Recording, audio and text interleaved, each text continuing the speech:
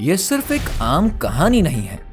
ये एक ऐसे इंसान की कहानी है जो कि अपनी परंपराओं की आड़ में काले अपराधों की दुनिया में कदम रख चुका है। आखिर कौन है ये व्यक्ति जो एक तरफ बिश्नोई समाज की मर्यादाओं का नाम लेता है और दूसरी तरफ रचता है एक के बाद एक हत्या की साजिशें? क्या बिश्नोई समाज की पवित्र छवि को दागदार करने वाला लॉरेंस बिश्नोई वाकई में पशु प्रेमी है, या फिर ये सिर्फ एक नाम और खौफ पैदा करने वाला अपराधी है? इस वीडियो में जानिए कैसे लॉरेंस बिश्नोई का सफर उसके गांव से पंजाब यूनिवर्सिटी तक और फिर वहां से आपराधिक दुनिया के शिखर तक पहुंच गया। जानिए उस काले हिरण के शिकार की कहानी जिसने सलमान खान से उसकी दुश्मनी को जन्म दिया, कैसे एक प्रेमिका की मौत ने उसे निर्दयी बना दिया और क्यों बाबा सिद्दीकी से लेकर सिद्धू मूसेवाला तक कई लोग उसके गुस्से का शिकार बन गए। क्या लॉरेंस का मकसद समाज में डर फैलाना है या फिर खुद के खोए हुए सम्मान को वापस पाना है? क्या वो बिश्नोई परंपराओं का सच्चा रखवाला है या फिर सिर्फ अपने नाम को चमकाने के लिए वो खून से अपने रास्ते बना रहा है? देखिए पूरी कहानी और जानिए कैसे लॉरेंस बिश्नोई का नाम एक ऐसे युग की निशानी बन गया है जिसमें सम्मान और नफरत के बीच की रेखा धुंधली हो चुकी है। 15वीं सदी में राजस्थान के मारवाड़ क्षेत्र में एक ऐसी आवाज गूंजी जिसने न केवल प्रकृति बल्कि मानवता के प्रति अपने प्रेम की अनूठी मिसाल पेश करी।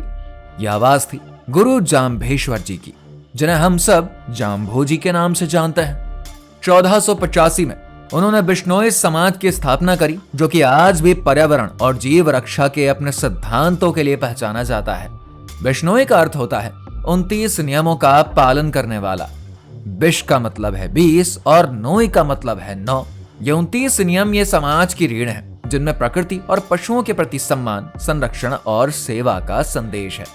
बिश्नोई समुदाय का मानना है कि हर जीव का इस धरती पर जीने का अधिकार है और इन नियमों के पालन से वो अपने जीवन को शुद्ध और पर्यावरण के अनुकूल बना सकते हैं। इस समुदाय का प्रकृति के प्रति प्रेम इतना गहरा है कि बिश्नोई लोग पेड़ों और जानवरों को अपने परिवार का हिस्सा मानते हैं। 1730 की वो ऐतिहासिक घटना जिसे आज खेजड़ली नरसंहार के नाम से जानते हैं, इस भावना की सबसे बड़ी मिसाल है ये। उस समय राजस्थान के खेजड़ली गांव में जब महाराजा के सिपाही पेड़ काटने पहुंचे तो 363 बिश्नोई पुरुषों और महिलाओं ने पेड़ों को बचाने के लिए अपनी जान तक दे दी। आज भी बिश्नोई समुदाय अपनी परंपराओं का पालन करते हुए प्रकृति और वन्य जीवों की सुरक्षा के लिए समर्पित है। यह उनके जीवन का मूल है, उनकी संस्कृति का आधार है, एक ऐसी प्रेरणा जो हमें यह सोचने पर मजबूर कर देती है कि हम भी अपने जीवन में पर्यावरण और जीवों के प्रति कुछ कर सकते हैं। बिश्नोई समाज वास्तव में प्रकृति प्रेम का एक अनमोल उदाहरण है, जो कि हमें सिखाता है कि धरती पर हर जीव का सम्मान और रक्षा करना हमारा भी कर्तव्य है।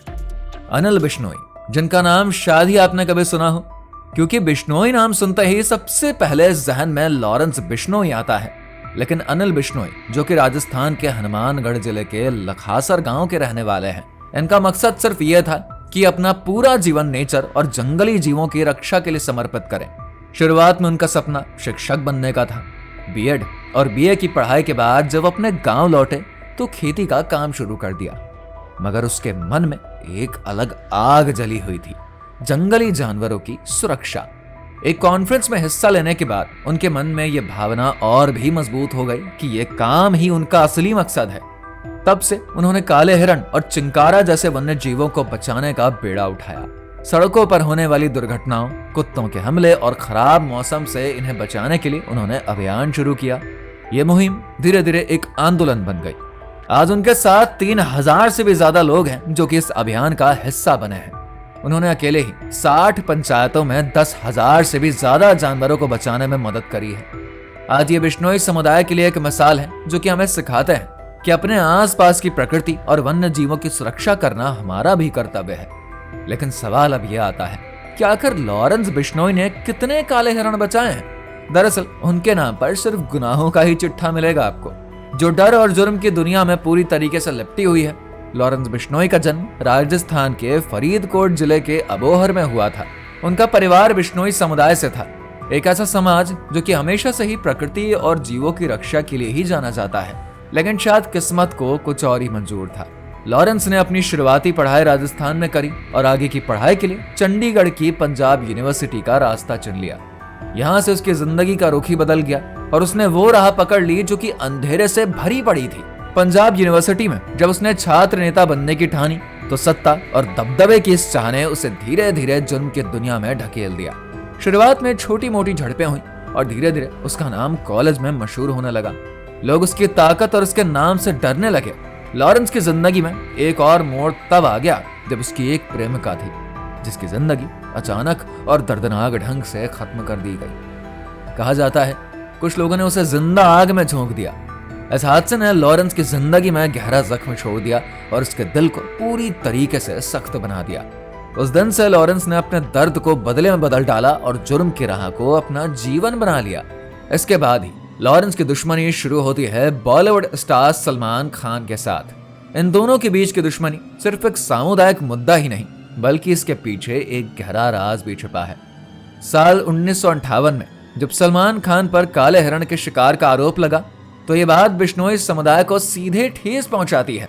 बिश्नोई समुदाय काले हिरण को अपने धार्मिक विश्वासों और मान्यताओं का हिस्सा मानती है। लेकिन ये मामला तब और भी गंभीर हो गया जब खुद लॉरेंस ने कहा कि वह अपने समुदाय के सम्मान के लिए किसी भी हद तक जा सकता है। तभी से उसने सलमान को खुलेआम धमकियां देनी शुरू करी। ये धमकियां कोई मामूली चेतावनी नहीं है बल्कि इनके पीछे सोची समझी योजना है। दुश्मनी का स्तर तब बढ़ गया जब 18 सितंबर की सुबह सलमान के पिता सलीम खान को मॉर्निंग वॉक के बाद एक धमकी भरा पत्र मिल गया। एक बुरखे में आई महिला ने यह पत्र दिया और कहा, लॉरेंस बिश्नोई को भेजूं क्या? पास में खड़े एक आदमी ने स्कूटी पर 7444 नंबर का वाहन रखा हुआ था। यह साफ दिखाता है कि धमकी की यह घटना पहले से ही प्लान करी गई थी। पुलिस ने इस मामले में सीसीटीवी फुटेज खंगालना शुरू कर दिया और महिला तथा आदमी की तलाश कर रही थी। इस तरह की धमकियां सलमान खान के लिए कोई नई बात नहीं है। जनवरी 2024 में 2 लोग उनके पनवेल फार्म हाउस में घुसने की कोशिश करते हुए पकड़े गए।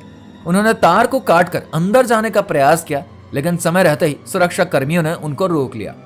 इसके अलावा 18 मार्च 2023 को सलमान को एक ईमेल मिला जिसमें लिखा था, गोल्डी ब्रार उनसे आमने सामने बात करना चाहता है। और फिर 10 अप्रैल को एक और धमकी आती है जिसमें कहा गया कि 30 अप्रैल तक सलमान खान को मार दिया जाएगा।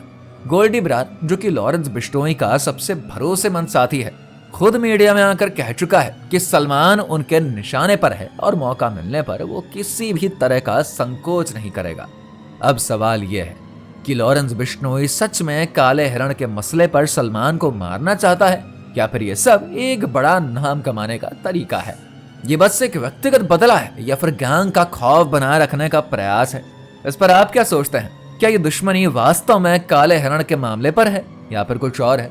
अपने विचार कमेंट में जरूर बताइए। इसी बीच एक और ऐसी दुश्मनी का खुलासा होता है जो कि अपराध की दुनिया को हिला कर रख देता है। जी हाँ, बाबा सिद्दीकी की मौत।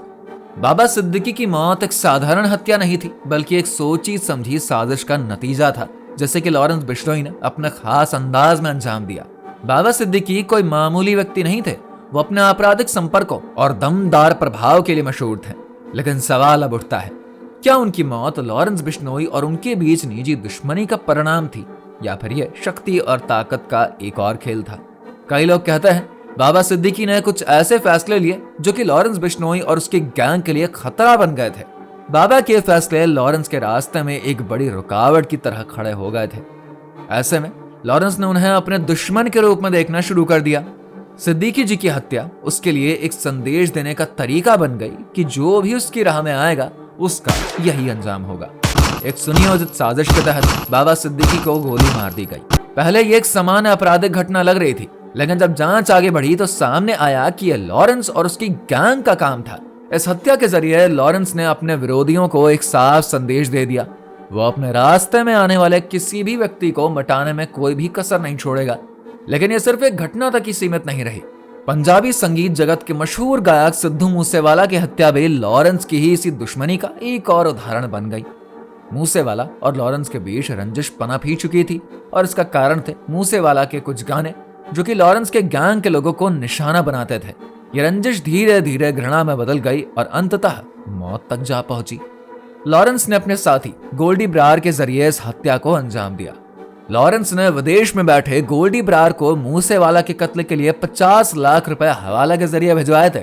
इस हत्या के लिए मूसेवाला की गतिविधियों पर बारीकी से नजर रखी गई। दिन ब दिन उनका हर कदम जानने की कोशिश करी गई और सही समय पर गोलियां चलाकर उनकी जान ले ली गई।